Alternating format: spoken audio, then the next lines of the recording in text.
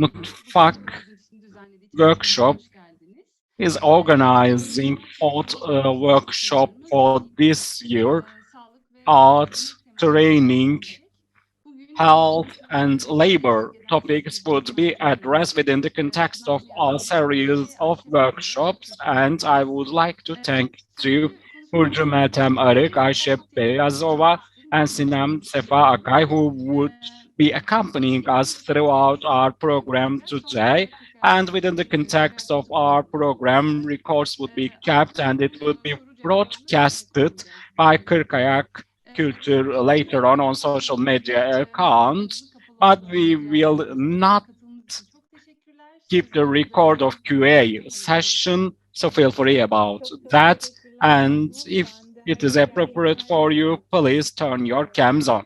And now I would like to give the floor to Mrs. Burcu Meltem Arık.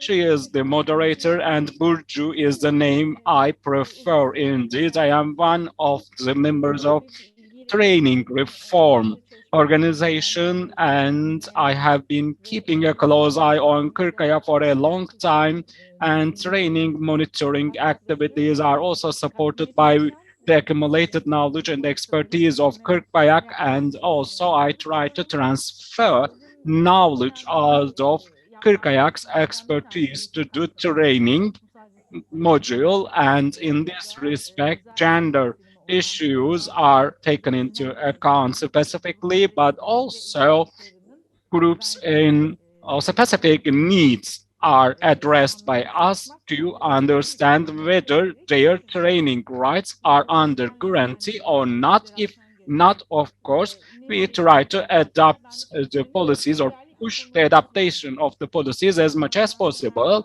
And we will have two really very distinguished participants, guests today. One is Ayşe Beyazova and the other is Sinem Sefa Akay, and I am really very excited to be together with them. We have learned a lot from them, and after introducing them in brief, I would be proceeding with that topic, which is a really very challenging area under pandemic conditions. You know, training is indeed a very popular topic in the society, and we will be kept informed about our two distinguished participants, guests, and this will provide us with new horizons. And they will draw our attention to some certain topics. And I would like to keep you now informed about Mrs. Gunnar. And she has been working on the migration studies center in Istanbul University since 2012, and migration activities indeed provide us with policy recommendations and different approaches, and that center also serves a lot in this respect. And since 2017, social and also human resources faculty, she acts as the dean of that faculty. So we could say that she has a really very huge horsepower. Of course, I am just kidding, a rhetoric and a rhetoric way of explaining the situation. And she was graduate from the Political Science and International Relations Department of Bosphorus University, and Social Policies, Comparative Policies, Social Sciences Methodology issues are taken into account by her within the context of her lectures to be offered, which have been offered and to be offered as well. And with regard to the durability approach and also justice, social rights, durability approach, poverty, identity, marginalization, polarization, child labor, child well-being are all amongst her research topics. And all those topics are integrated and inseparable parts of each other, and we could clearly see it on the basis of her studies. So today we will lend an ear to her, and I am really very happy about that. And Ayşe Beyazova is someone who I have been watching for a long time. I have learned a lot from her. She is a really very dear friend of mine, and she also completed her PhD thesis on Syrian refugees living in Istanbul, and that was indeed completed in 2017. And there are lots of very significant insights within the context of her thesis, and you could also keep an eye on it and you could explore it. And also, she had carried out distinguished activities on child works, child studies in Istanbul University, and also she acted as a coordinator in this respect. And in 2002, 2012 to 2016, she acted as a lecturer in Istanbul Bilgi University on civil society and child rights, and she works on child rights, child involvement, and gender equality, inclusive training, and for a long time they have been working on inclusive education, inclusive training, and we could say that they take that issue into account in different perspectives, and they have conducted researches on the basis of research and training, which are really very valuable. And I could now start talking about inclusive training after introducing them in brief. And let's start with Ayşe at first, and let's go on with Pınar. What do you think about inclusive education, and what do you think about the importance of it? What should we understand once we hear inclusive education? What does it stand for? Now let's lend an ear to you. Thank you very much for your introduction and opening remarks. And I would like to thank to Kırkayak Culture for this invitation. You know that inclusive education makes much sense in this. We should keep track of it. We should keep a close eye on it. And also, studies of Kırkayak Culture are much appreciated. And I have been working on inclusive education since 2014, especially with regard to Syrian refugee children. I started working conceptually. I started working on it dance. You know that there is such an historical background of Turkey. Syrian refugee students, once they arrived at Turkey, then inclusive education turned out to be a more important item, and which is assumed to be specifically related to them. And I could say in a brief and simply that inclusive education should address different needs of each and every one of actors in the training environment, and it is a way to prevent exclusion of any of them. And also, how should it be? It is somehow more contradictory, more challenging once we start talking about how it should be.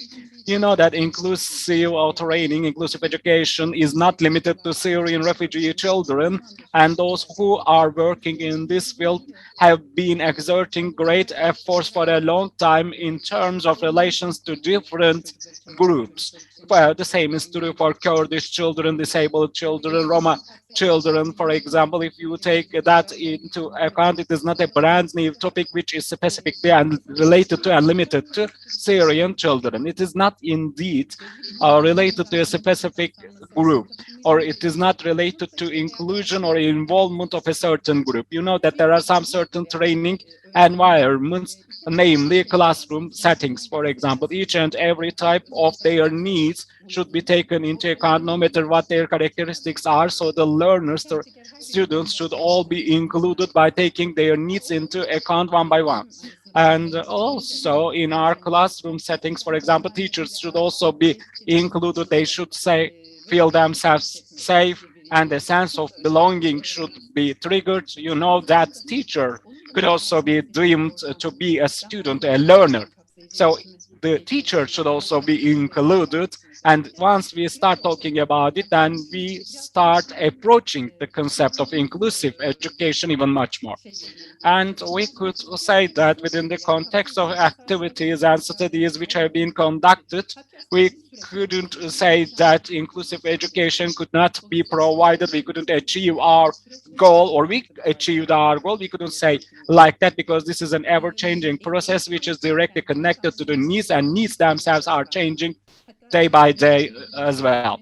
And also in 2017, for example, inclusive education right was launched by UNESCO, and UNESCO once launched that concept the most basic stakeholder in this respect is the government, and government as a public responsibility should assume that as a responsibility indeed, and each and every children should be provided with the necessary items in formal education. So a right-based approach should be flourished, and there are five different necessities. One of them is access. If children fail to access, lack of access, then we couldn't make mention of inclusiveness. But access is not the only topic which we will address in this respect. It is an integrated way of taking the issue. There are not, of course, endless needs. We have five needs, five most basic needs. The second is flexibility. Flexibility is really very important, of capital importance. It is not related to adaptation of children to the school, but schools efforts for adapting itself to the children. So we could take the school into account together with physical settings. If you take it into account as a physical organization, for example, all the systems, communication channels, involvement channels, break times, and garden of the school, each and every one of those contexts and settings should be more flexible in order to fulfill different needs of children. Of course, curriculum and the language used in the school, is the school open to the native languages of each and every student. So the school setting should be flexible in accordance with the needs, and we could see how prominent it is during the pandemic period, because it become even more visible during crisis environments. You know that conflicts, war, each and every type of those crises highlights and emphasize the importance of flexibility as an integral part of the inclusiveness. And the third concept is the cooperation. You know that there are different children with different needs, and also the number of students in a classroom could be really very high, and teachers should not exert their efforts all alone. Stand-alone approach it does not create a difference. Children should cooperate, those teachers should cooperate with the parents, with also other teachers, other staff in the school. So the burden of the teacher, responsibility of the teacher should be shared. We could put it like that. You know that it is a really very important topic. From time to time, there could be some children deemed to be or called to be challenging children. If you codify them in such a way, if you also make mention of the burden on shoulders of the teacher, then it could also be directly connected to loneliness of the teacher. So that burden should also be shared in order to get over such like problems in a cooperative way. And of course, there is a system which that system seeks for academic success, and competencies are really very important. And academic success level could be different from each other. It could vary, and we can say that some of those children could be excluded, and some other successful ones could be accepted. But this is the current situation, so we should change the paradigm, and this could also be due inch by inch. So the success paradigm could be changed, and also social competencies, and also sensual development, for example, emotional in the development should be taken into account within the context of a transformative process. And the last one is the inclusive culture, inclusive school culture. You know that we could get into a setting, and each and every one of that that group could keep a close eye on us, take a glance at us, and we could feel that we are excluded and we do not belong to that group. And if we are lack of inclusiveness, then the children, those students could feel that they do not belong to there if those close eyes are always on them. And if they feel that they do not belong to there, then they could not be successful. And inclusiveness is a way of preventing that. And this could only be possible through that inclusive school culture. So different characteristics of the children should be respected. The self-being should be respected for them for students, and this should be adopted by teachers and peers and other staff as well. So if we would like to make mention of this topic, we could start proceeding on the basis of those five concepts. And now let me pass the word to Pinar. Yeah, I would like to thank you very much, Burcu, for introducing your presentation is much appreciated, and under your moderation, we would be discussing about the topic and we will really enjoy about that. And I would like to thank to Kurkayak very much. We have been exerting efforts in this respect for a long time, but this process will never come to an end, and it will be an ever-changing process, ever-going process indeed. And you know that there could be some degrees, ranking, scorings, may be possible, but still we always have a long way to go to cover. Aisha has already summarized the picture in a really very effective way.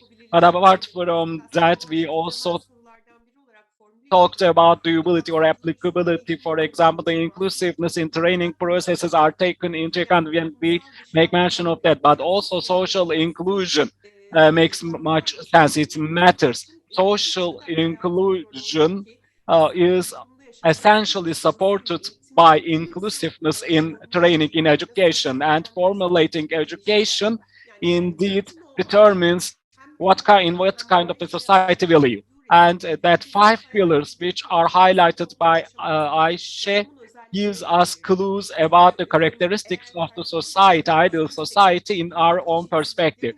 If you take inequalities of the society into account, or being equal despite differences, for example, the most basic tools at hand since modernism, modern period, for example, has always been education system, including schools.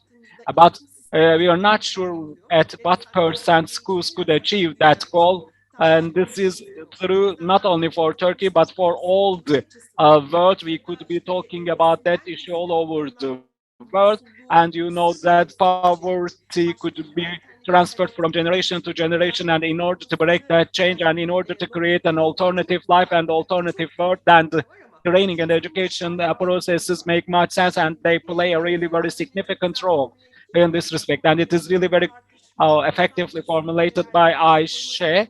And this is not limited to Syrian students under temporary protection. You know that beforehand marginalization studies have been conducted, and this it appears to be that socialization processes make a world of difference. And also socialization in the family, in the society, in the training, education life, and also school experiences make much sense in this respect, and matters much in this respect. If you know that we have all educational backgrounds, and we all have some experiences of exclusion in the school environment or classrooms, we could have some negative memories. For example, this could be because of our unsuccess, for example.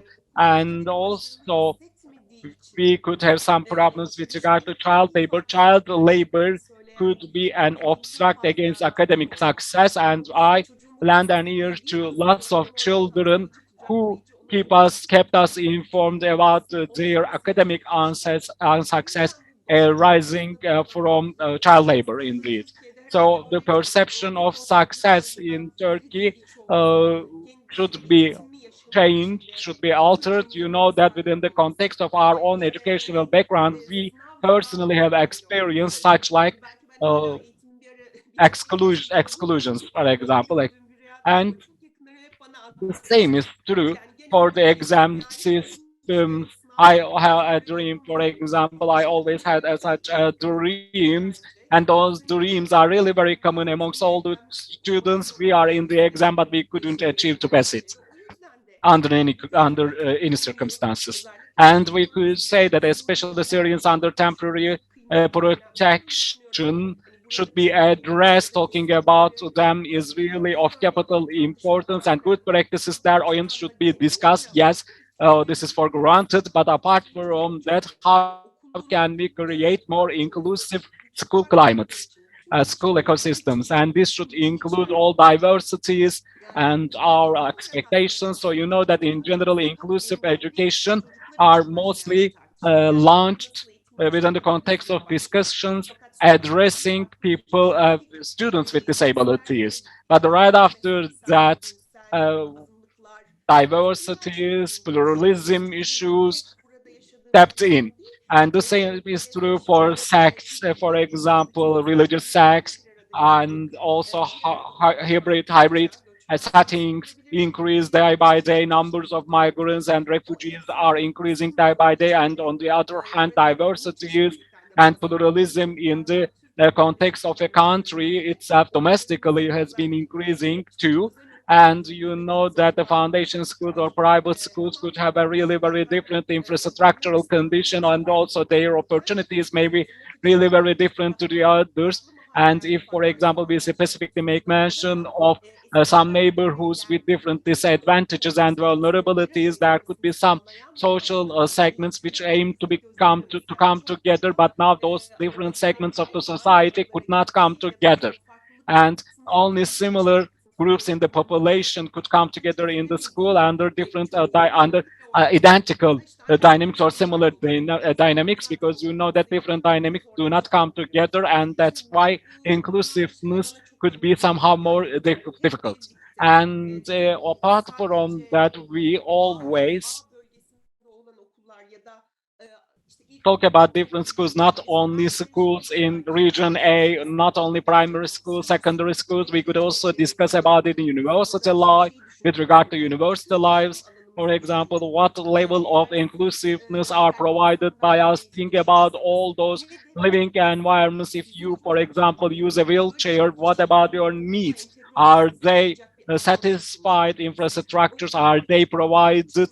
And for the society, inclusiveness should be considered as a whole, and also inclusiveness in the educational life is an integral point, is a must of social inclusiveness too.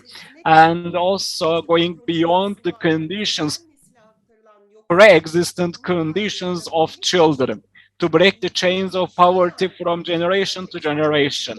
Access to training make much difference, a world of difference. Access is really very important. You know that we also suffered from this problem in a really very severe way during the pandemic period, and some students could not access training via internet, and they couldn't even access to internet itself. And in case of access, who could get the effective results out of that school system? You know that academic system is directly related to the developmental processes and also the school system. And if, for example, someone achieves to access the training program, for example, do they have the opportunity of having a breakfast or not? Do they have an opportunity to study on homeworks on a desk, for example, on a table, or they do not have a desk or table at all? All of those are really critical elements which creates a distinction. And the working environment or homeworks, studying environment at home are really very important. We should also address them. And access is a right in addition to the all rights, and those rights are recognized, but that doesn't mean that all the children are fully exercise those rights. So needs of the children, the living environment, the family relations are all should all be taken into account in order to boost transformation, a change, so that needs of them are fulfilled. But it is not somehow easy to handle. You know that our teachers have a really very huge burden under existing circumstances, so they couldn't take such a responsibility all alone. And if we have such a perspective, and if we are keen on learning from each other, then we could adapt it, transform it, and we could cooperate with each other. And pandemic show us that adaptability is a really very critical uh, item, and it may be our most important competency. And also diverse learning environments may give clues değil mi? about Yani çünkü the aslında her şeyi uncertainties which çözmeyecek bir children may annenin face belki with in the future, düşünemezsin because ve we do muhtemelen not live zorlukta in a yaşayacakları world durumda where hangisi olur? everything is O yüzden sizin clearly seçenin bu defined şekilde in a düşünebilmeniz eğer distinctive de way. bunu And we can hem say that eğitimciler thinking açısından about ve o a karşılaşmaları setting, çocukların classroom mutlu bir şekilde setting, yaşamasını with regard to sağlamak student çok gerekli ve practices, oradaki dili de it öğrenmek. makes much Çünkü sense to yine sahada olan çok arkadaşımız var burada. talk Bizim sahada en çok in line with zorlukta the yaşayan classroom kısmımız içinde language or akranlık terminology. ya And da you know dile that tahammül we etmeme also durumları have da some olabiliyor. problems Bu arising yüzden from bunu peer biraz bullying yani and not çocukların içinde tolerating, çok failing to yaşadığı tolerate with each other karşıtlığı under ya da in the same çocukların aslında classrooms. hep You know söyledikleri that şeyin yerine xenophobia, gelmesini ister istemez çocukların da migrant bazı attitudes cümleleri against savunma Syrian aşamasında children, for geçebilirler. example, may Bu lead da gerçekten students to olağan dışı carry şeyler some yapıldığı yani of those dili terminologies to classroom settings. That erişmesi için gereken language, başvuruların nasıl that gerektiğini way of bir expression söylem should ortamında yani be hakikaten excluded tartışmalı indeed, olmayan should biliyorsa be bu prevented in at meselenin schools. bana göre Schools should olağansa be olmaz. inclusive and Bu school yüzden environment and bunun setting should çok have such fazla pluralistic konuşmalıyız, attitude tartışmalıyız. at Bu hand. eğitim And we should deneyiminde discuss from each other, we should learn from each bize other's kazandırır. Yani experiences, her and the zaman bu same tür could bilgiler also be veriyoruz true for the misafirlere. curriculum. And in Çünkü the hata curriculum, for yanı example, all those rights might onlardan be included, but tamamen including kaçınılmamesi them gerekiyor. Yani does mesela not mean that it öğretmenin, doesn't velinin, contradict with the practices. So öğretmenliğin rolünden the experiences gelebilecek of neler children, or for yapılabileceği. example, Çünkü gene Ayşe abla bize teachers hep der as ki role öğretmen models eğitimde should katılımcı olmalı. Bakın support such öğretmenler like arasında bile bu rights tür which bir have been aşılamada bir theoretically recognized. And you know kapsayıcı that yaklaşım amongst olmadığını teachers, genellikle exclusion might be an öğrenciler issue. And if a muhtemelen bildiği student için ister personally derslerinde witnessed olsun, that in ister terms of farklı gender, bir for rol almak example, or in terms of ya da speaking in a eğitimde different eğitimci language, dersinin içinde and bulunduğu iş for aslında example, o if they are lack kadar of kendisini that dışlılarca satisfactory level of academic yargılamasının success, dışında yani then okulun they içinde could çok feel iyi olmasa themselves bile alone yapabileceğimiz bir and sistem değil. upset, and Yine we should işbirliği, indeed reverse this arkadaşımdan tendency da and bahsetti. protect İşbirliği the mevzusunda da well-being of the okulun student çok at school. paydaşı var. So you know Yani that in terms of hatta cooperation, eğer students have eskisi lots of yaşantıdan stakeholders, bahsediliyorsa including parents. If yöneticiler, you make okulun mention of yönetimine those dahil younger öğreticiler than hepsi 18 years old, bunların da the aslında kapsayıcılığını directors, gerçekten düşünmemiz principals, gerekiyor. the O yüzden yani people in the surrounding area of the öğreticiler, school öğretmenler are çok all önemli ama included as bütün stakeholders. kurumlarda You da know that in classroom bir setting, teachers öğrenci play a destek really aracılığı prominent olması role. mesela But apart from eğitimde that, or in çok addition to büyük bir that, şey. Fakat teachers öğretmen should be öğretmenlerin supported, and bazı counselor yörelerde teachers 10.000 öğrencisi also oluyor. plays a really Şimdi very böyle bir important role. öğretim But in some alanının certain eşiğinde regions, counselor diğer teachers could öğretmenlere even destek have olması more than onların 2,000 bu tür students to farklılıklara address their rağmen çünkü çok kolay bir issues şey and olmuyor. topics related to them. And it is Bazen not çok something daha zor really easy. koşullarda So under really eğitimciler very difficult iletişim conditions, kurması children may çok have zor been bir şey through oluyor. traumatic Bu conditions, and it is really süreçte very difficult to eğitim get them mekanizmalarının seated, olmadan to get öğretmenlerden them to be seated in the işte class sürekli environments. So yani it is not çarpıklığı koymasını important beklemek de it is gerçekçi değil. O important yüzden bizim to have realistic yaptığımız expectations, because you know teachers do not have magical sticks at hand. They couldn't change all the scenario from the scratch to the end all of a sudden. They couldn't do that. And teachers could learn from each other indeed. And also learning from each other in the professional exchange could be well structured.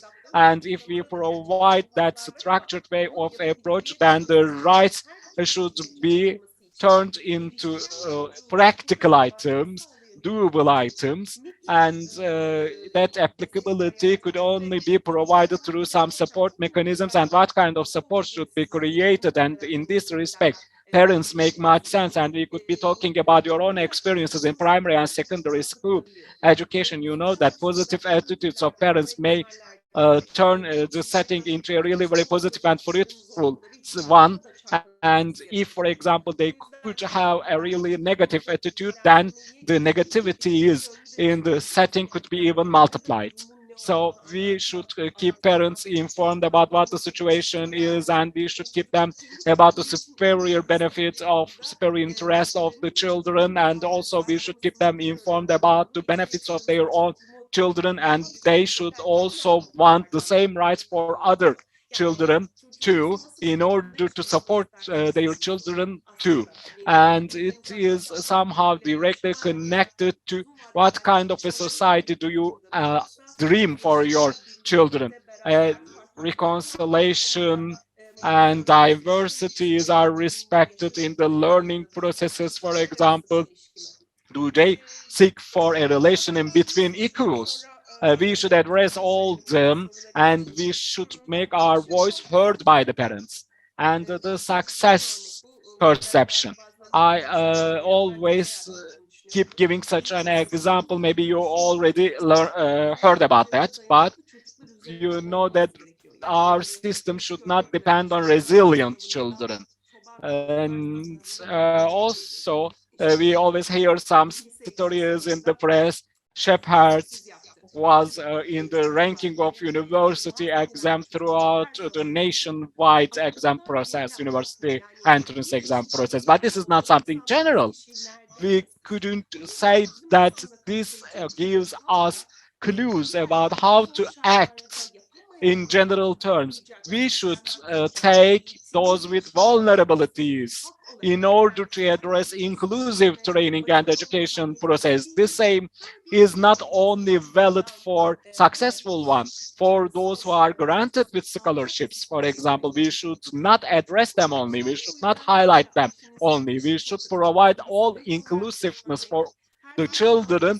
It is not somehow easy. We could always get better results if we exert more efforts. But of course, if we have such a perspective, then perceptions and attitudes may change, which will create a world of difference. And you know that within the context of children well-being, if you have a really very significantly positive relation with a teacher, a club activity could be a binding agent for the children, and children could attach themselves to the school in this way, and on the basis of a positive example, positive model.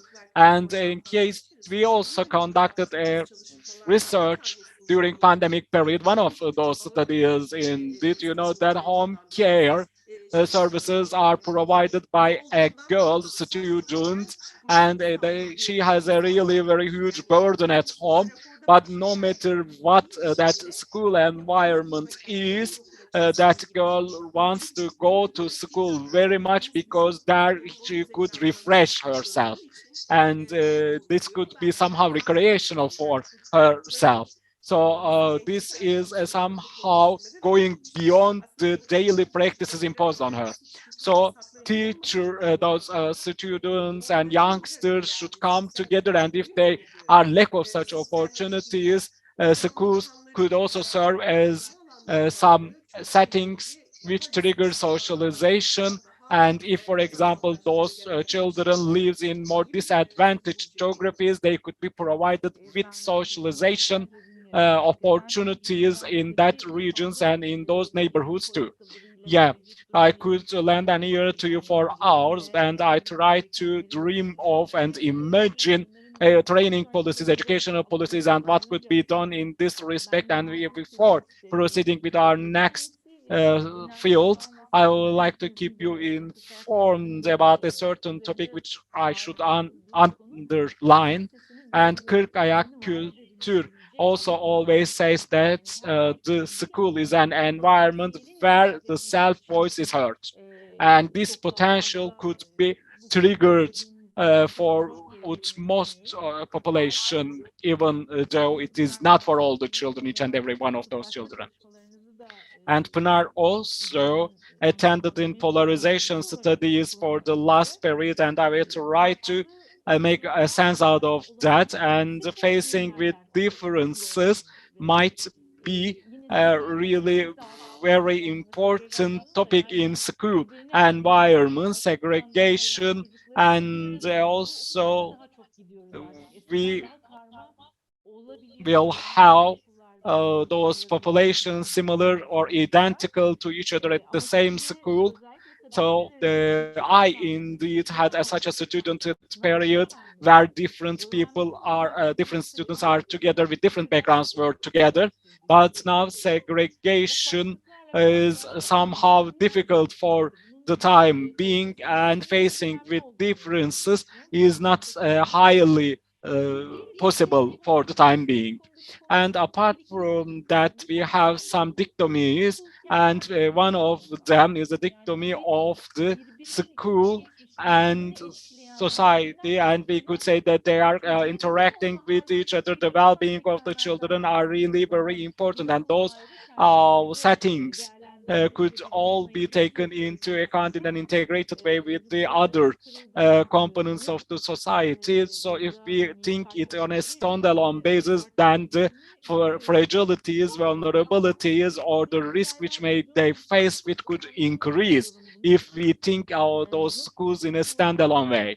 And if there are, for example, competitive culture in the school, and if there is such a system at schools, then it is a really very possible to see this is now spread throughout the society as a whole, that competitive culture. And we know that studies of each other strengthen each other. We should have a cooperative understanding. And if we strengthen each other, then that is indeed really very critical for that setting. So standalone schools, individuals could not do anything. We should always know that inter-institutional relations, interactions, and influences should all be addressed, because of an institution, if that institution carries out some certain activities, then the other institutions may benefit from that. So the collective solidarity understanding might be flourished on the basis of such like perspectives. And we could also think about in a different perspective with regards to some stereotype understandings for the time being. And you know that I know that your study areas are related to some certain topics which you have been underlining, and these are related to Syrian students under temporary protection as well. And you know that since 2011, the inclusive training discussions could be carried to different fields thanks to Syrian students under temporary protection. You know that temporary protection, as the name speaks for itself, they I think their position really very important condition, really very important access to education, access to quality education, and continuity. What do you think about it? What do you think about visible problems, invisible problems? We could know some issues, for example, with regard to seasonal workers and child labor. What this is now ignored in the society, and we could know that food consumed by us are mostly produced as a result of child labor, but we couldn't interconnect those issues with our own domains. And on the basis of your own studies, what kind of an evaluation you could make? Please share one after another. Yeah, thank you very much. The Syrian students under temporary protection, if we take their general training condition, educational conditions into account, I would address some certain topics, but beforehand, I have a comment on the basis of what you said, dichotomy. And also, we have for urban area and school dichotomy. And Syrian refugee children, if we think in their shoes, then we can say that dichotomy is deep inside themselves since their early childhood. So this is adapted by them, internalized by them.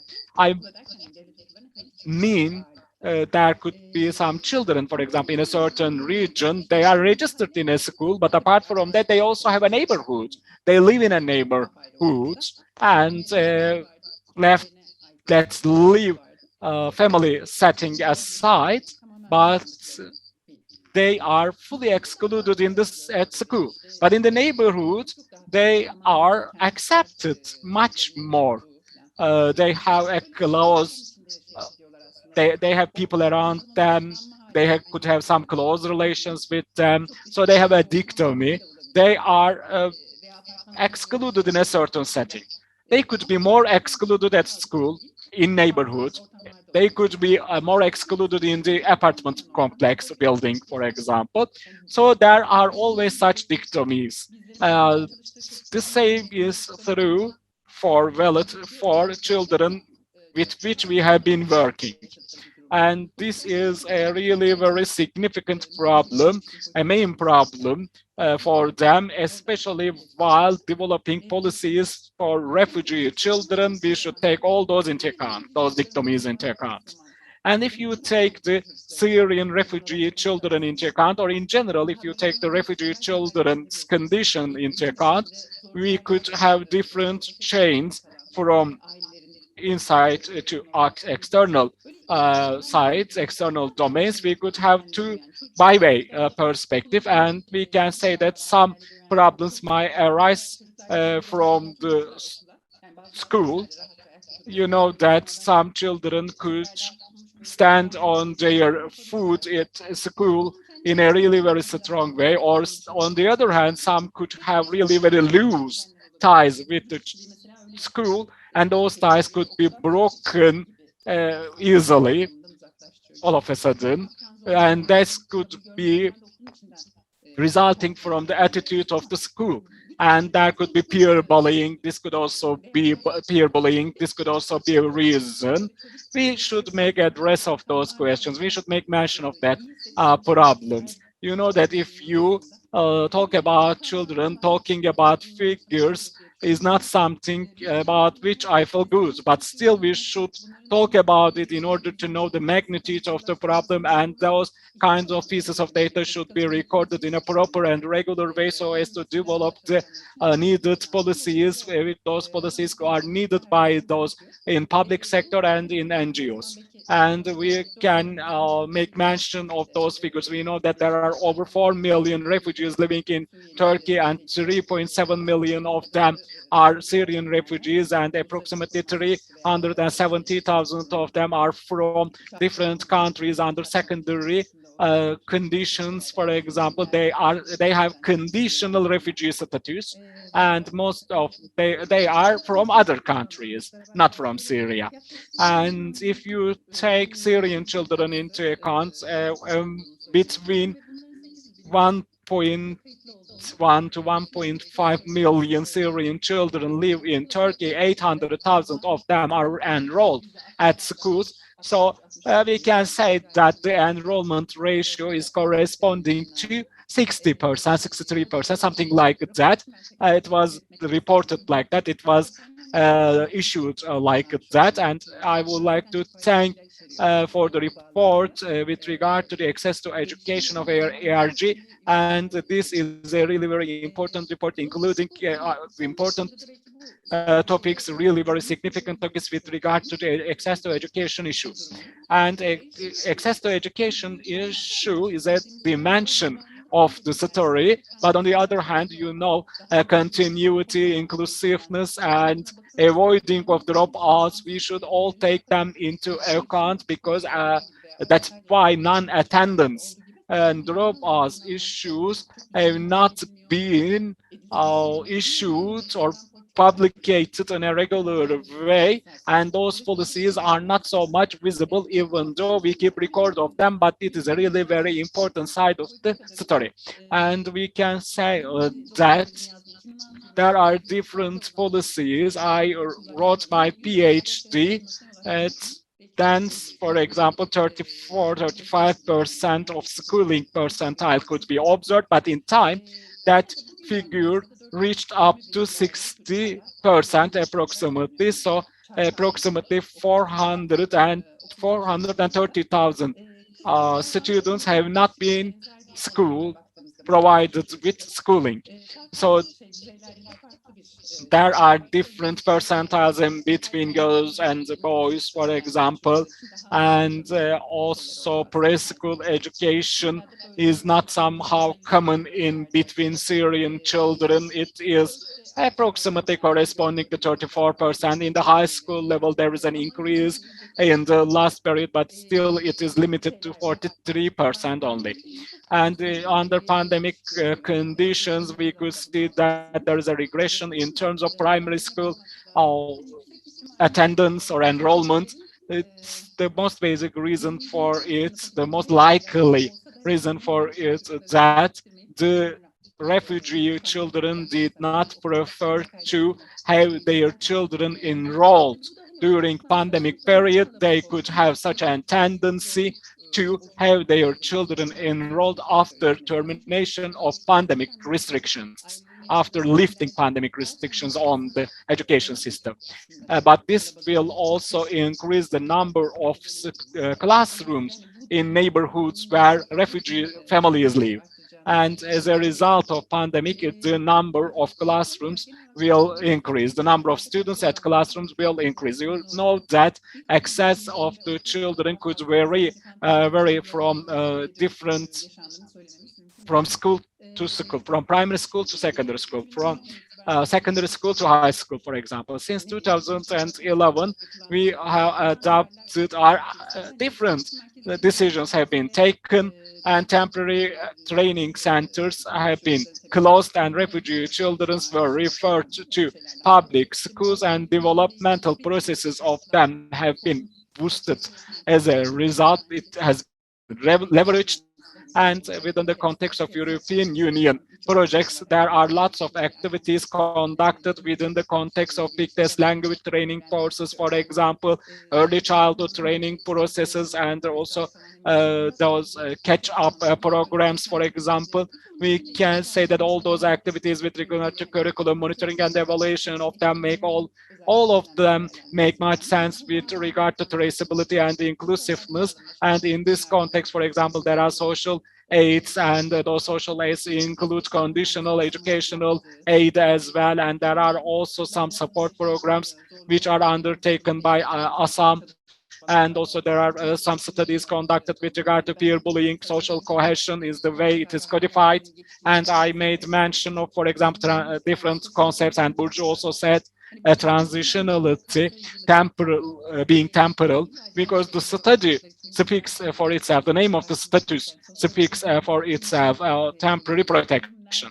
It is called like that. And also, what is social cohesion? Social cohesion, for that, we should also define cohesion by cooperation, in cooperation with the children. So this is related to the schooling, and there are lots of concepts which try to trigger schooling. For example, the GMM also adopted social cohesion action plan, and thereof they also intended to increase participation in attendance to formal education. So there are strategy documents, action plans which have been developed, and they are all for intended to motivate the participation and attendance levels. But there are some external result exclusion ones. Exclusion criteria, exclusion items are related to the social and economic inequalities. You know that just as amongst the poverty families of poverty in the Turkish society, also the migrant families suffer a lot from that, suffer a lot from poverty, and this is an excluding item. And you couldn't see the Syrian refugees with regard to the statistical figures, for example. We couldn't see Syrian students, we couldn't see refugee students, and we know that they are employed in seasonal sector as child labor or under in the other sectors, but in general statistics we couldn't get any information about child labor. And also this is really very important to make correct decisions, proper decisions, and take necessary action in this respect, so that different groups are all together. So the general picture should be indicated on the basis of the statistical figures which are provided to us in a segregated and in an integrated way. And you know that statistical data are now broadcasted in a joint way. And also, there are some surveys, questionnaires which have been organized, but we should highlight that it is really very important to compile and collect those data in an inclusive way. And I could highlight that as well, underline that as well. And apart from that, I could also emphasize a certain topic inside the school, there could be internal causes. You know that they start school without any preparation. They have not been prepared preliminarily uh, before attending the school, so they are disadvantaged compared to the other children. So they should be included in policies which have been developed for all children from the scratch. And also, with regard to the access to the preschool education or early childhood education, those prices should be lifted. And there are some uh, items which may lead to absence or early dropouts. This could be caused by peer bullying or feeling themselves insecure. So, for example, the others could make fun of them because they speak in Arabic language. They feel they are not respected. They do not have any sense of belonging with regard to the school as a result. So those kinds of items are really very widespread, and in the working environment, they are respected much because this is indeed an adult specific environment, but still they are respected much more in working environment and setting, so they prefer to be an adult but not a child as a result, even though as an age group they are children. And also we could say that the inclusiveness should be strengthened and right-based approaches should be strengthened, and also cooperation with parents make much sense, and parents should act as equal partners together with the teachers, and policies should be developed. Though there are some policies which have been developed, we should still develop such like policies. And also there are some cohesion classrooms, integration classrooms, and those integration classrooms at schools are offered to those for the students in between third degree to 12th degree. So they could be together with different students with different linguistic competencies, so that linguistic competencies of those migrant students, refugee students could be leveraged. And 40,000 of Syrian children are now offered with integration classrooms, and during pandemic the same almost is true, and of course effectiveness of it could change, and integration classrooms are really very important tool, and Syrian students are aimed to be strengthened in terms of learn how to speak in Turkish language, but inclusiveness issues should be followed up because in some schools those integration classrooms are not opened, and also their uh, integration with other uh, Turkish children could be obstructed to a certain extent. So we should highlight it. That policy is an important one, but they could also draw clear boundaries in between children. And I would like to give the floor to Pınar Süre açısından herhalde now. bayağı biz geniş kullanıyoruz süreyi diye biraz So olabildiğince we toparlamaya çalıştım. should wrap it up as Ee, much as O zaman teşekkürler. possible. Öyle mi? Haberim Evet. yoktu. Şöyle biz yazıştık ve çok önemli konulara değindiğimiz için Those topics are really very important, so we do not have any ilerleyelim. time Tamam, restriction, peki o and we zaman. should Ee, proceed birkaç in tane parallel with your amaçlı zaten genel plan. resmi çizdik. And Biraz da the farklı overall picture, soruları the general çözümlerle picture has already been drawn çözümlerin up. And mekansal on the basis of what we aslında have farklı been çeşitleri talking var ve about in the first kutuplaşmanın bir part, tanesi there aslında are some different types of politikacı polarization, and that polarization could also be geographical polarization or spatial segregation, or polarization might be an issue not only in Turkey but all over the world. This is a phenomena. And at our schools, in our school system, those schools are segregated from each other, and you know that differences are not observed so much and minimized within the course of time, especially in vulnerable regions, poverty regions. okullardaki riskleri ve zorluklarını Schools arttırıyor. may face with higher risks and challenges. Daha And koşulları ağırdan, thereof, işsizliğin fazla olduğu, that belki unemployment yardımların and social problems could be a ihtiyaçları really very zamanında significant aynı issue belki içinde under some certain yaşadığıyla circumstances, and they are now trying, those barınma families are sorunları trying to zaten receive temel aids, neden social aids, economic aids, ki işte o and zaman those hem profile başkalarla indeed was addressed by is addressed by the schools in some certain regions. So inequalities and projects thereof are not triggering cohesion, but they could all be addressing some Syrian students specifically, then it could have some negative impact and it could be somehow segregating those Syrian children from the rest of the group, from the rest of the students. And that project should also be addressing inclusiveness and coexistence.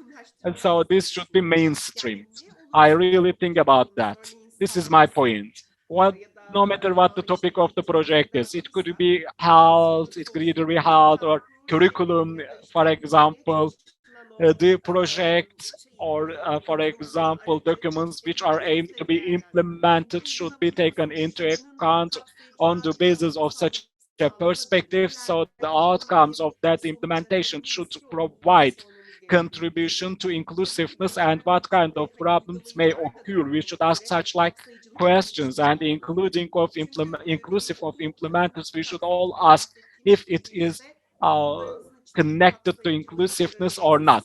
Because and intra-institutional inclusiveness is a problem which is ahead of us, and we should address it. And you know that there could be some infrastructural problems. Teachers may be changing in a really very severe way. They could resign, or they could ask for assignment all the time under such circumstances. The training staff, the training squad could somehow be challenging, and if we do not provide them with the adequate support mechanisms, children try to act as a translator in between the teacher and the parents or mother, for example.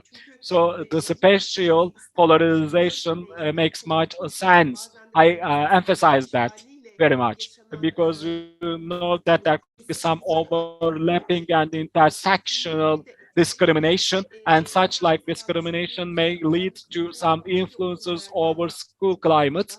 And also overwhelmingly we could think about the number of Syrian students at some schools which is higher compared to the others, and in terms of education and in terms of the tools to be developed, and in order to boost the inclusiveness in the school we would be in need of some support mechanisms, and thereof we should address those who work under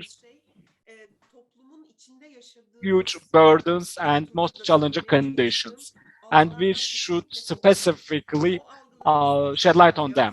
And also perceptions should be taken as basis, as a priority. We could not ignore it. If Syrian identity is deemed to be something negative in itself, then it is really very hard to get over that problem. While discussing about it, what kind of negative adjectives and titles could be added to the names of onto the names of the Syrians? For example,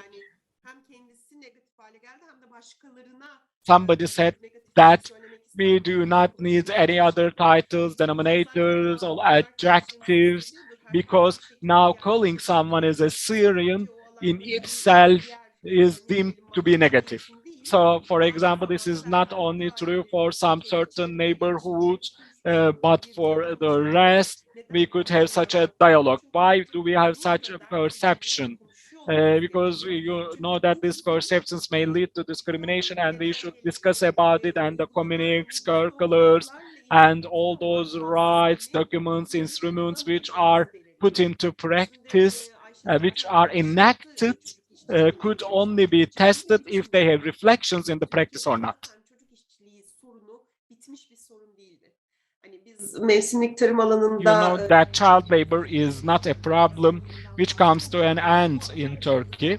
For more over 10 years, we have been studying on child labor. Beforehand, tabii we sürecin içinde olur ve çocuğun iyi olma hani her all açıdan knew that we already knew çok that şahane bir alan. child labor it was commonly had been commonly used Dolayısıyla in minimum agricultural özellikle sector, mısır especially during seasonal ihraç ürünleri dışında kalan activities, noktada da and çantaların apart içinde from maliyeli exportation olarak zeki crops, they işletmelerin are çocuklarında involved mutlaka in taşınacağı working konusu. practices together with Ayrıca their da parents, and bunlar those seasonal child sınırlanan labor is still ongoing. There are değil. lots of efforts. We Bulunmazlar could not underestimate değil. them, but we couldn't still figure it out. And Alanlar apart nedeniyle from de that, above all, sorun indeed, if those nedeniyle de families suffer from çocuklar okula poverty gelirken and if they struggle to çocuklarımızı survive, yönlendiremelerle then belki de that uygulamamız gereken mevsimlik low tarımın income ötesinde levels, sadece especially in terms of yetiştiricilerin seasonal standartları olmadan agriculture, they are lack of standartların decent da work standards, çocuk decent için working standards, and they are lack sağlıksal, of fiziksel decent anlamda living standards uyumlu as well. So their sosyal epistemological, yani okula başlama cognitive, and süreci educational olsun developmental processes have been okulda adversely alman impacted. noktada And başlaması even though they dışında start dil engelli it aldığımızda bunun içine the training sosyal process from the scratch, sorunları they do not start that koyduğumuzda training process as equals with other students. They start with a gene really very toplumsal significant disadvantage. olasılıkları aslında So integration classes ayrı or birer konudur. Benim burada classrooms şimdi pek de are ummadığım mostly provided to Syrian başlamaya da children. So that could lead doğru. Yani to discrimination, segregation. eğitimin So bir sınıfın içinde istediğimiz in kapsayıcı a olmasının tam tersi classroom, bir we noktada. could Yani not provide beklentilerini inclusiveness with önemli others. ama bu But domates it is really very important to provide them with language support. bir ortamın But içinde de var olabiliyorlar. in Yine an isolated environment, they could not be provided with integration with students in other classrooms at the same school. hani öğretmenlerimize And so we can anlattığımız say durumumuzda çok that olduğunu söylüyor. teachers made mention of some Suriyeli certain çocukların issues. hani Syrian children dışarıdan gelen are friends anlatılması gibi. with Syrian children. Dolayısıyla They sit together with them işte at the same desk.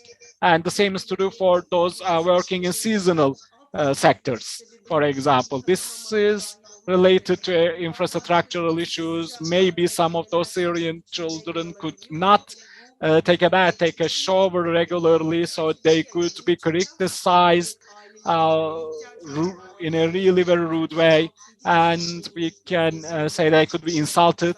And if, for example, they work in the agricultural sector as 6 to 7 people in the same family, they could make a living. They could only make a living out of that.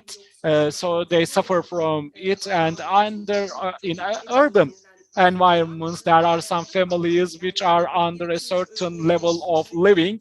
So it is really very important for them to survive, to make a living out of their livelihood. So they work in a really very informal sector, and survival makes much matter. Makes much sense for them.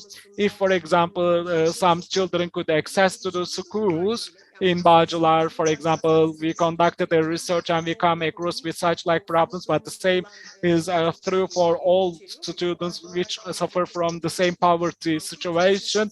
In Bajular and Küçükçekmece, we conducted questionnaires, surveys addressing to the host community students especially, but there we also get into contact with the Syrian children. But this is really very important to create mechanisms, provide continuation of them at school after graduation or at a certain level of education, and also to obstruct, to prevent dropouts, early dropouts especially.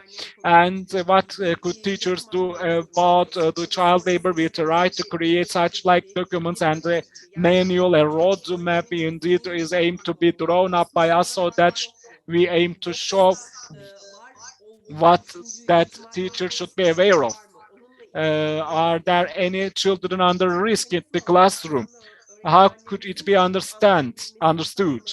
So we try to offer provide those teachers with some certain instruments and mechanisms in order to recognize such like students, but ignoring or underestimating that issue will not be a solution to the problem. If we, for example, take a step forward, even a stop, just a step forward, one step forward will make a world of difference, and we should underline a certain topic that the informal education and certain types of them, including some summer schools, are important tools for integrating students into the training, into the educational uh, domain.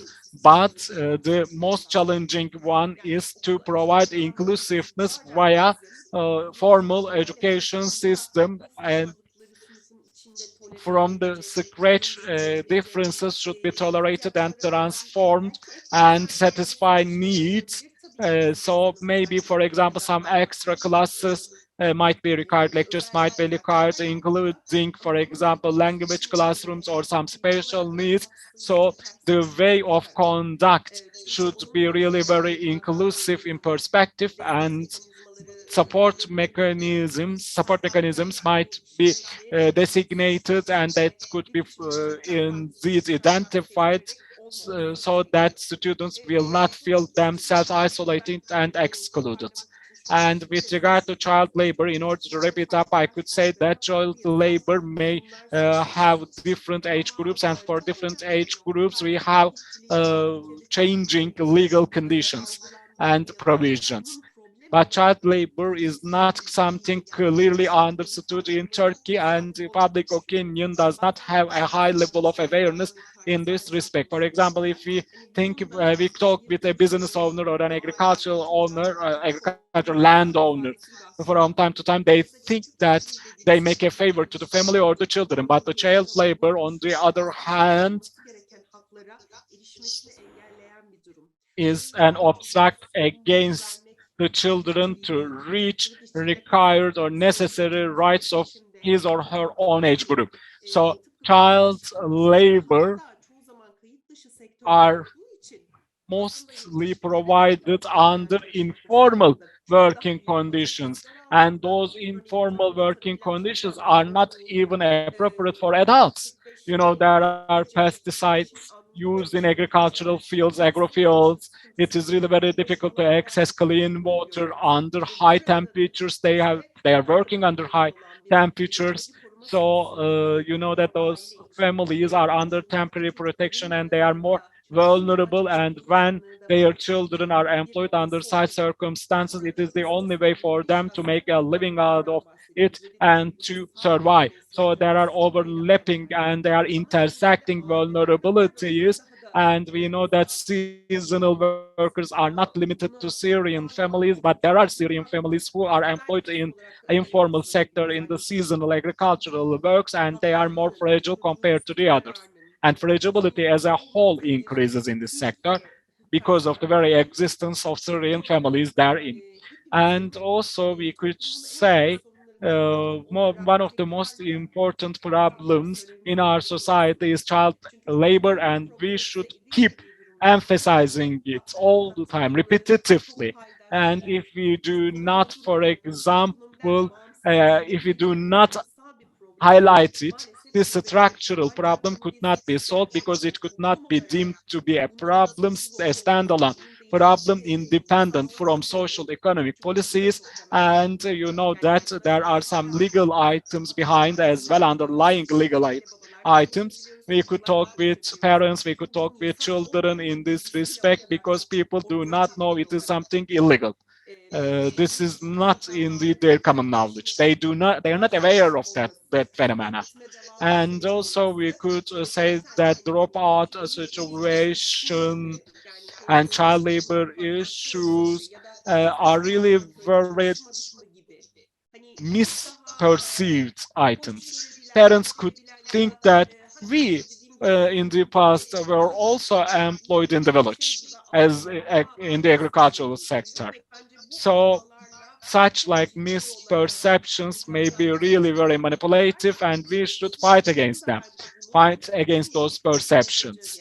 And schools may provide us with the opportunity to fight against it in the most effective way possible. If, for example, children could access to the school, then we could prevent them to be posed on such risks.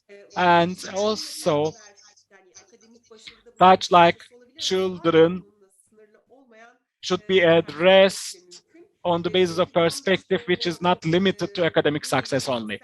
And you know that cognitive, mental, and physical development, in terms of all those, they are not equal to their peers, and they could be more disadvantaged compared to the others, and they could not take steps forward as the others do.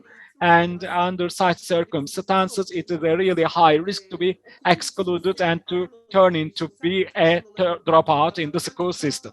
And also, schools and training environments are now far beyond that educational settings and educational environments, because they are now addressing very fragile and vulnerable groups in our country, while highlighting such items, the figures which have been made mention of by Aisha are really very important. Each student, each child is a unique person, but still we should see the good practices and take them into account. In parallel with those perspectives, we could take firm steps forward, and we should mainstream and disseminate such like good practices, and we are in need of pilot trials more than ever. And you know that this is now the end of my speech. We couldn't make mention of pandemic so Biraz daha kısa much. zamanımız kalabilirse Yeah, maybe with 2009'da regard to arasında pandemic, we tamamlamış could olmamız have a adına ben limited yine time birkaç only because we daha tried to değineyim. have Bir this tanesi program completed up çok until 9 o'clock. karşılaştığımız belli And durumlarda you know çocukların that under doğum some certain bağırsaklanması ve bu circumstances, durumlarda onların bazı monsterization şeylerin could be a değişebileceğini problem with regard to the çocukların children. But for example, bu children also could be çok ciddi subjected to riskleri olarak child labor and adlandırıldığı such halde like maruz adverse kaldığı bir issues, and durum those issues vardı. could be Bir de deemed Türkiye'de şöyle bir to be durumun da in favor altını of them. çizmek gerekiyor. And we should Türkiye'de also eğitim highlight, this is a enflasyonu var. misperception, Kısa of course. geçirler düştü. We also have some Bu program ise böyle strategies and bazı programs adımlar and some certain topics in some eğitimlerden certain domains, but still in practice we could come eğitimcilere across with really very huge dair problems. Integration bu classrooms are amongst teknolojinin those. beslenme And integration classrooms, sisteminin for geçtiği example, could also çağlarda lead öyle to saatlerdeydi. nutrition problems with regard to some Çalışması gerekiyordu students, ama because asıl integration classrooms are biz böyle organized during late hours or in the evening, and they couldn't onu be güçlenmesini provided with the istiyoruz. food, and how can we assume they should be equal and they should get strengthened under such circumstances if you take that malnutrition issue into account? And also we have a country with central strategies and central decisions, and if you make mention of uniqueness of the children in the country, all over the country, throughout the country, a single curriculum is implemented, and that uniqueness are ignored indeed, and it is terminated in practice. And also uniqueness of the children should be taken into account on the basis of uniqueness of each children. So we need flexible programs, but relatively we have solid programs, and those solid programs for lacking of flexibility do not address needs of such like children. And this is something really very serious.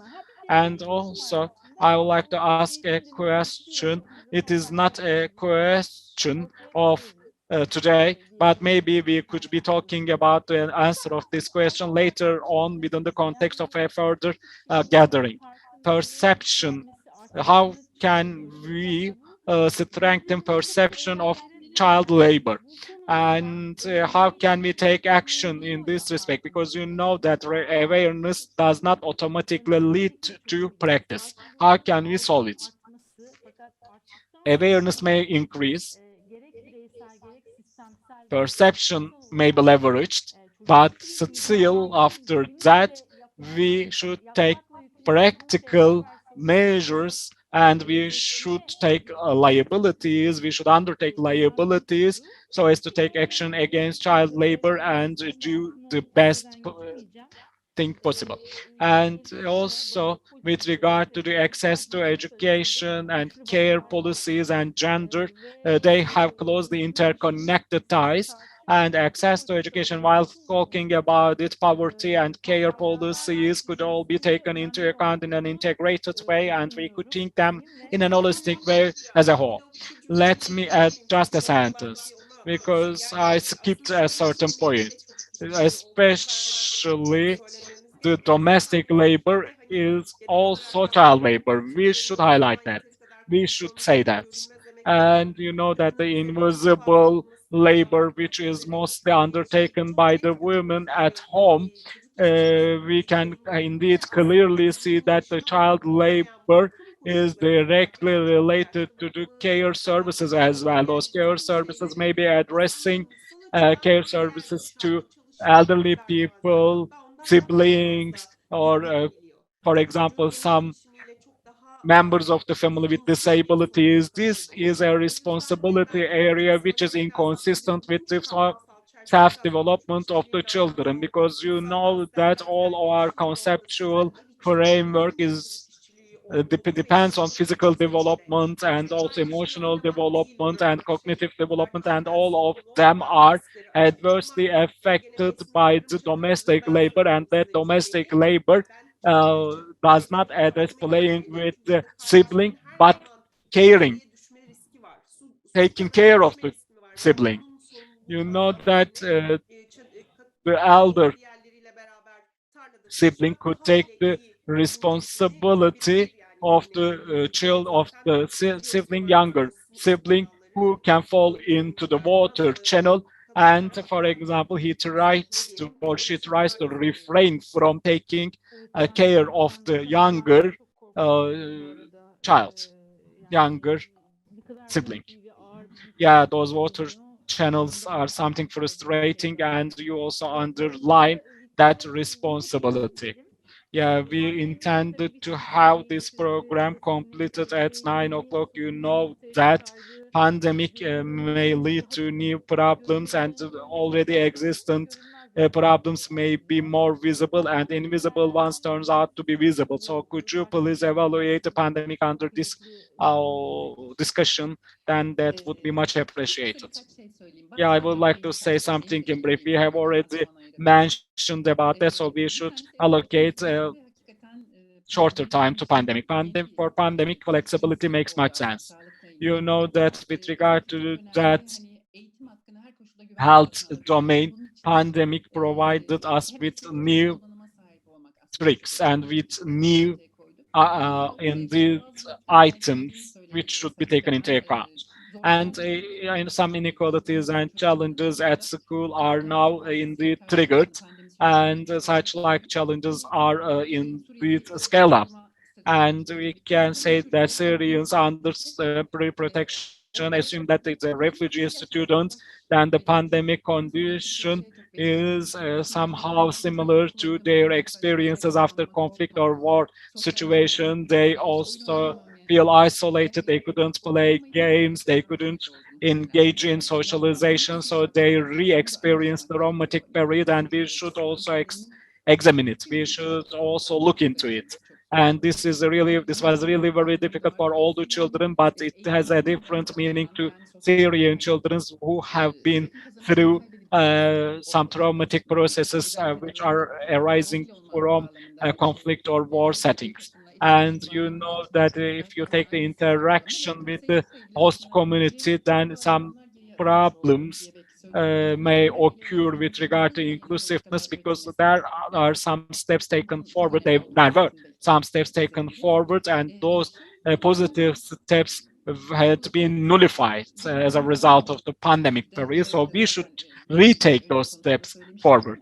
And also during pandemic period, technical hardware deficiencies may lead to some problems, because some students were assumed to access education, but indeed they failed to access it. They did not have such an opportunity to access the education, and we should have such activities, such studies conducted with regard to real percentile of access. There are some different scale studies carried out by different NGOs and civil society organizations, but we should have a sustainable monitoring process, regular monitoring process in order to measure that, and we should investigate it. And what about their developmental process after schooling? It should also be addressed, and I would like to underline that process as well. And with regard to the social economic processes, the inequalities have become even more deeper and even deeper, and also digital gap become turns out to be higher amongst the children. It's enlarged, that gap enlarged, has enlarged. I could say that. And with regard to the multiple disadvantages, this is my last topic. You know that uh, daughter is aimed to carry out homeworks, houseworks to a really great extent, but they are also assumed to follow up EBA TV or training courses online. So those vulnerabilities are also increasing, have also been increasing for the children at home. Ben de hani ekleyeceklerimi hızlı Yeah, söyleyeyim. Belki son I would olarak da like to ülkemizin add içinde some certain items. Maybe I could start sıkıntılarından from the last kısmında point you leave.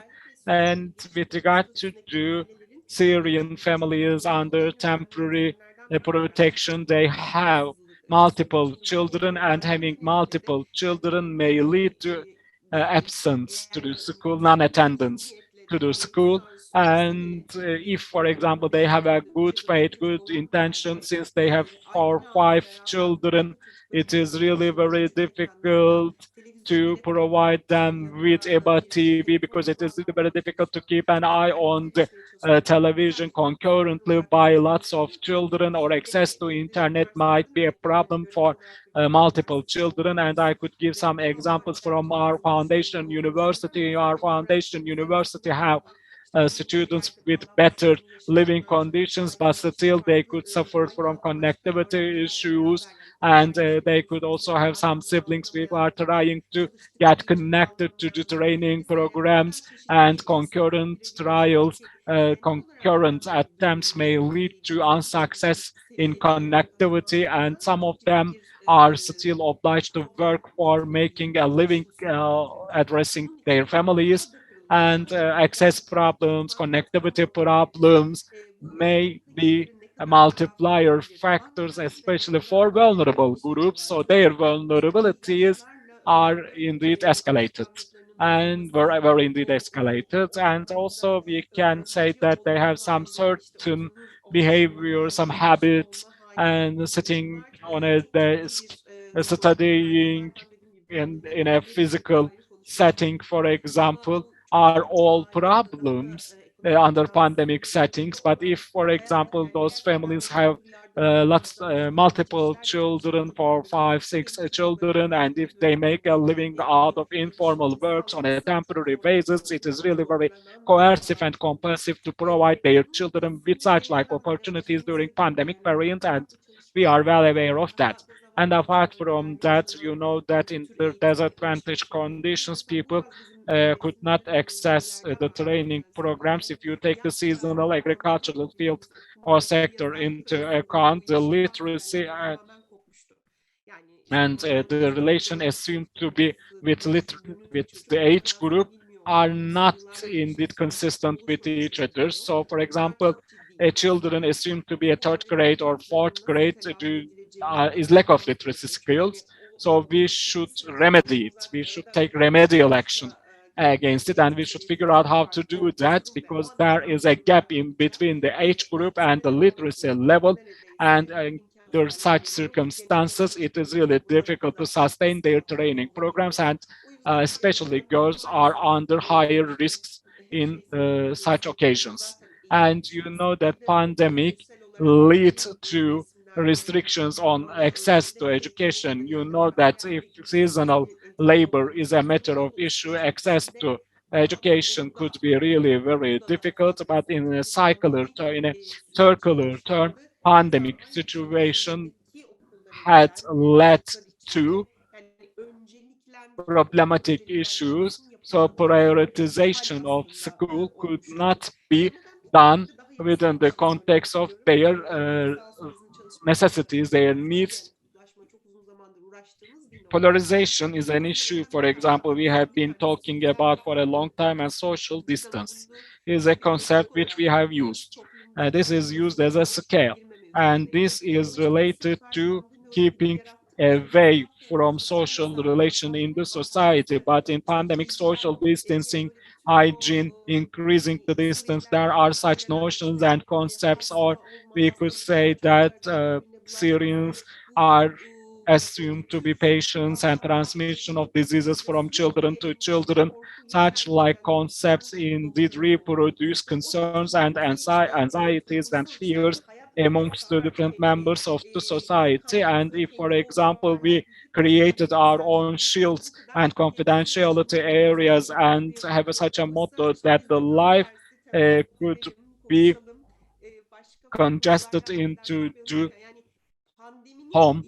If such mottos are used, the terminology of the pandemic increases the distances, increase such like distances if it is intentional, no matter it is intentional or not. And hygiene, emphasize on hygiene, for example, increasing the distance, such like emphasizes, of course, we make mention of physical distance and we also address a certain need, but such like concepts also triggers distancing in different terms in a legitimate way. They could be turned into some discourses, some statements. And also we can say that the fragile and temporary employment opportunities are provided to those under temporary protection and they could not continue their livelihoods. So they are more fragile. They were more fragile. They are fragile in the labor sector. So they are harshly impacted by it and they your tendency towards poverty has even been accelerated. And also pandemic's economic impacts and social impacts has a certain influence over our language, our terminology, and I hope this will not be persistent.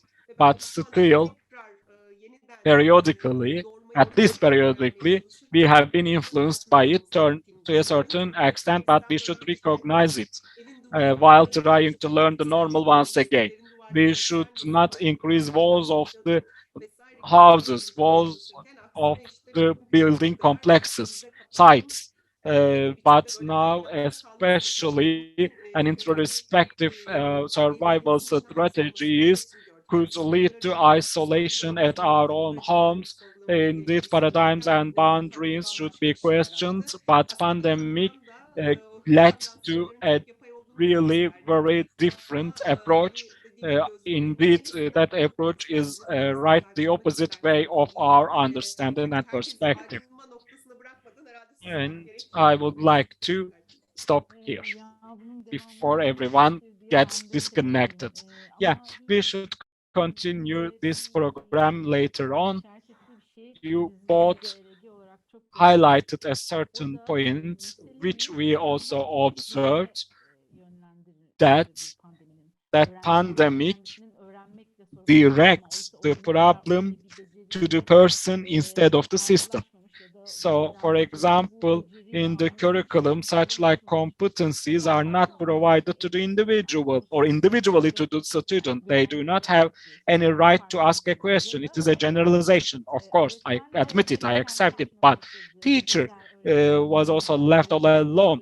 That teacher could solve the problem. So there are some heroic discourses about the teacher. The teacher is individually characterized in this respect to take the responsibility and solve the problem.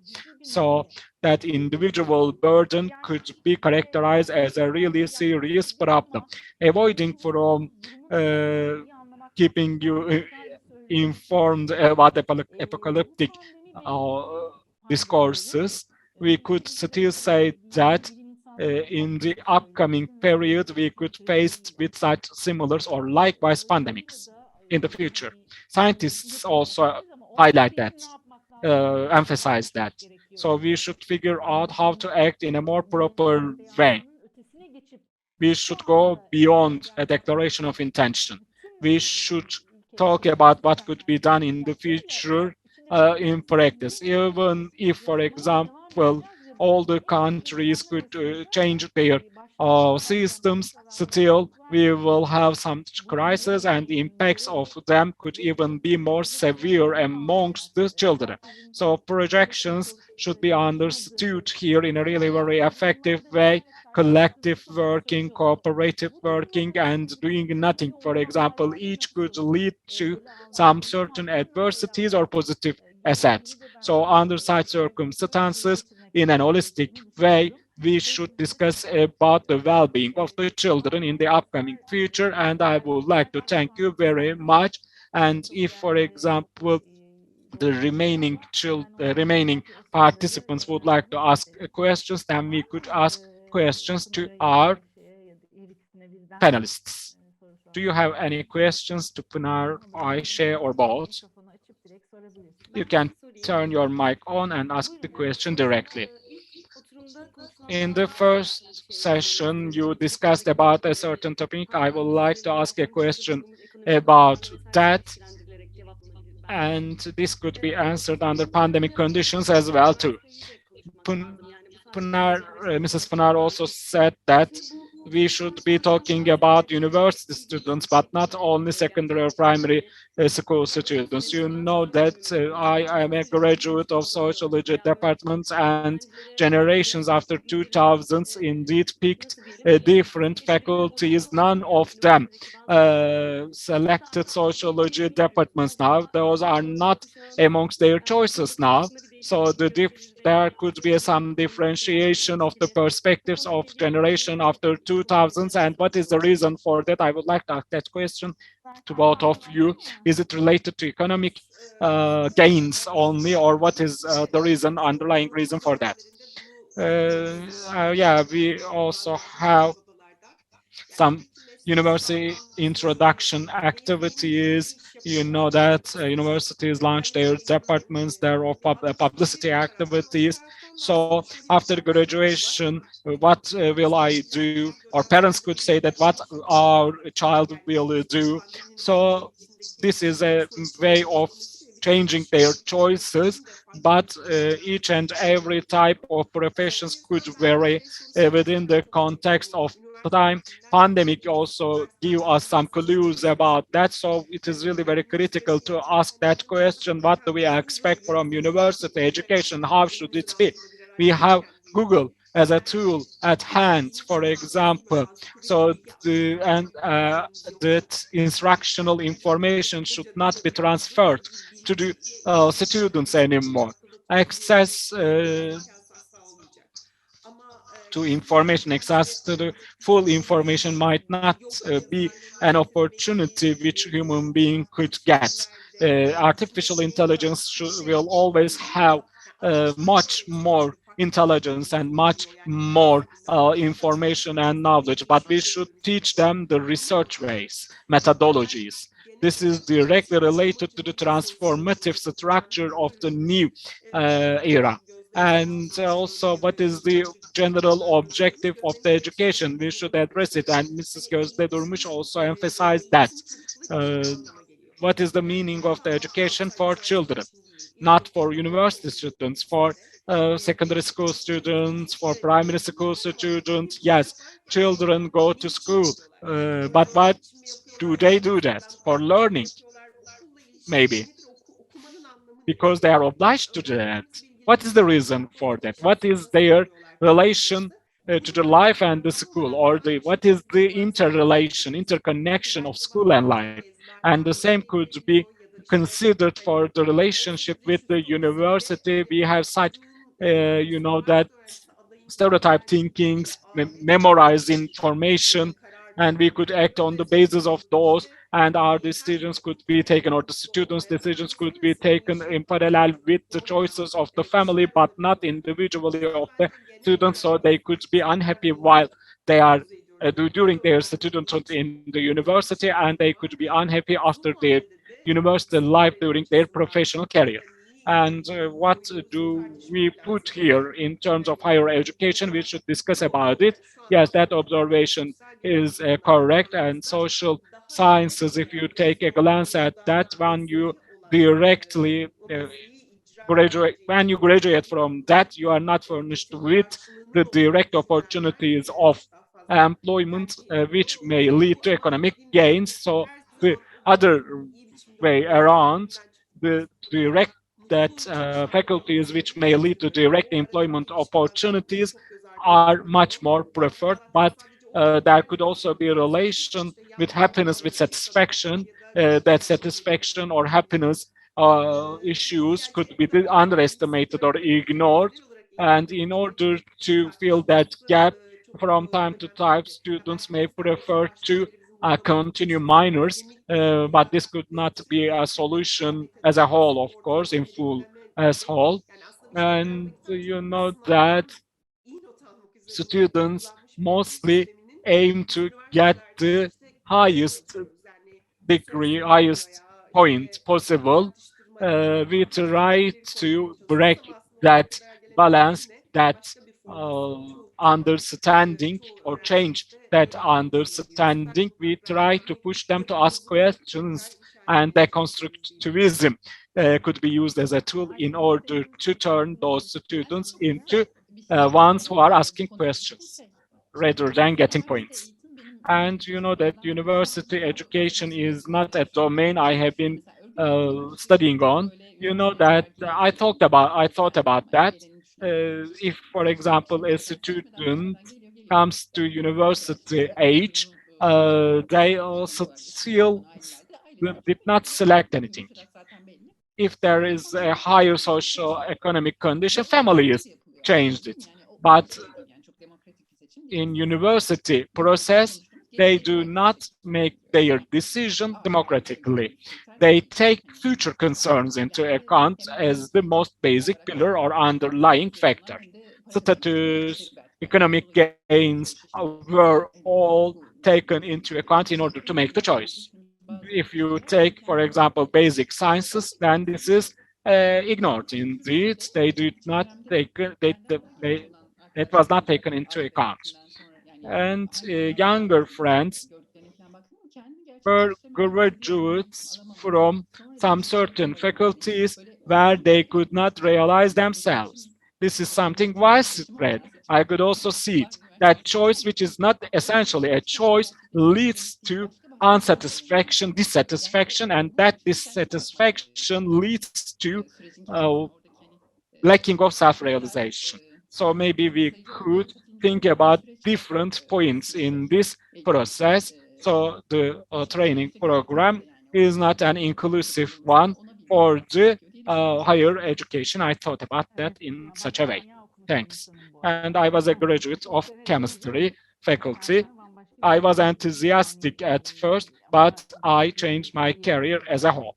I have an essential shift in my career. Thank you. Şimdi toparlamak zorundayım. Yes, I had to wrap up now.